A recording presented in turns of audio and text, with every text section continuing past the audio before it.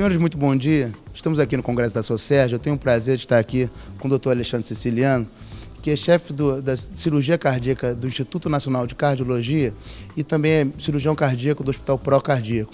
A gente vai conversar um pouquinho sobre a sala híbrida, né? Vou usar toda a experiência que a gente tem com o Dr. Alexandre Siciliano sobre esse novo estilo, né, dos procedimentos em cardiologia.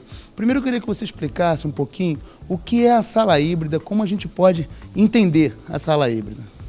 Bom dia a todos, obrigado pela oportunidade de estar aqui conversando com vocês. A sala híbrida, na verdade, é um conceito que envolve a capacidade de reunir num único espaço físico a possibilidade de se intervir de forma invasiva em pacientes cardiológicos em particular, utilizando diversos recursos, que não só os recursos disponíveis para a cirurgia convencional. E isso agrega, então, a possibilidade de recursos de hardware, como aparelhos de fluoroscopia de última geração, recursos de softwares que permitem a gente reconstruir as imagens tridimensionalmente e usar essas imagens em tempo real para que a gente possa visualizar as estruturas e que se queira intervir com bastante segurança. Essas imagens, além da fluoroscopia, do raio-x, incluem também possibilidade de utilização de ultrassom intravascular e a ecocardiografia tridimensional.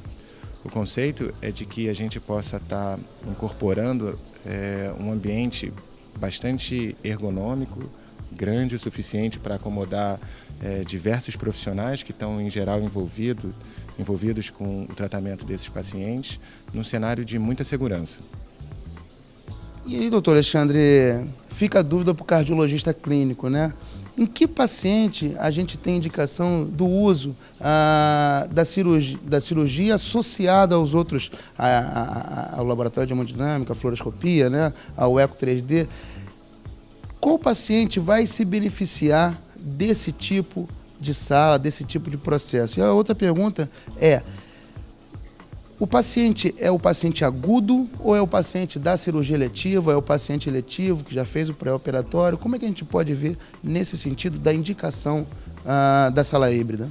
Eu acho que a gente está num momento em que o mundo vem tentando definir esse conceito e quem mais se beneficia dessas intervenções. Eu não tenho nenhuma dúvida que a evolução vai ser no sentido de que todas as doenças cardiovasculares específicas vão poder ter um braço de intervenção, pelo menos nesse momento, na intervenção híbrida. Então a gente pode passar pelas doenças mais prevalentes no nosso meio, como a doença coronariana, em que a gente tem a perspectiva de utilizar técnicas de vídeo assistidas com intervenção por catéter para abordar os pacientes. E aí, nesse cenário, tanto pacientes crônicos, eletivos, como pacientes agudos, por exemplo, que chegam à instituição em choque cardiogênico com uma anatomia desfavorável para a intervenção percutânea, em que a sala híbrida pode juntar especialistas cirúrgicos e de intervenção por catéter, no sentido de possibilitar uma assistência circulatória, por exemplo, para a abordagem da oclusão de um tronco ou de uma lesão anatomicamente desfavorável para a intervenção por catéter. A gente pode passar nas abordagens das válvulas, né, como hoje já é o padrão ouro de tratamento, a abordagem da válvula aórtica na estenose aórtica em pacientes não elegíveis para cirurgia, com contraindicação para a cirurgia convencional. E muitos desses pacientes têm muitas comorbidades e são anatomicamente complexos, no sentido de que via de acesso utilizar. A sala híbrida permite com muita segurança que a gente possa utilizar vias acessórias à via transfemoral, como a transaxilar e a própria via transapical ou transaórtica, de forma bastante segura. E permite que a gente possa também tratar eventuais complicações vasculares que são ainda, de certa forma, frequentes ou possivelmente fatais nesses pacientes.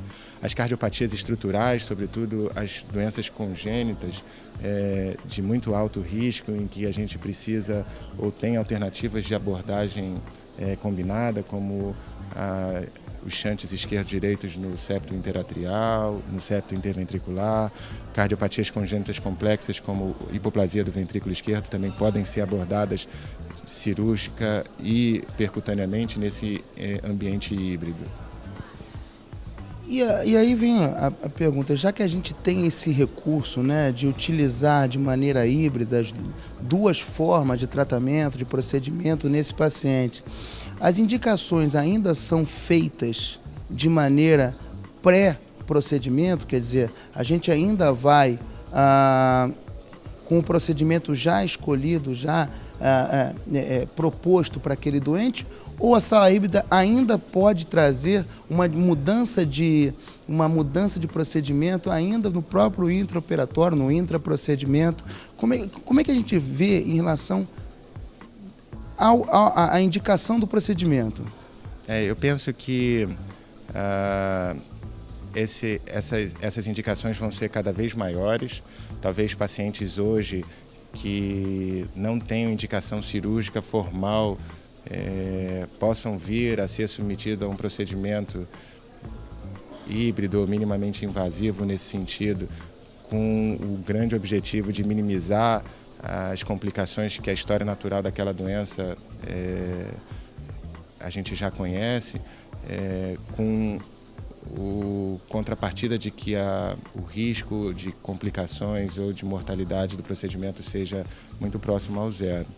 Mas nesse sentido, eu acho que os pacientes chegam ao ambiente cirúrgico híbrido com a indicação, com a estratégia já formatada, a não ser nos cenários agudos de morte iminente, em que as mudanças podem acontecer para qualquer um dos lados, seja na cirurgia convencional, seja na perspectiva de abordagem híbrida ou endovascular, como no caso das doenças de aorta aguda, como rupturas da aorta torácica, por exemplo. Eu penso que na maior parte das vezes a intervenção híbrida ela vai ser planejada com antecedência e discutida com o paciente e com os outros membros da equipe em termos de risco-benefício dentro de todas as alternativas disponíveis para aquela doença naquele paciente em particular. Eu quero agradecer ao doutor Alexandre Siciliano por externar para a gente aqui o imenso conhecimento e a vasta experiência nesse sentido, que a gente aprendeu bastante com a explicação dele. Muito obrigado, doutor Alexandre Siciliano. Eu que agradeço.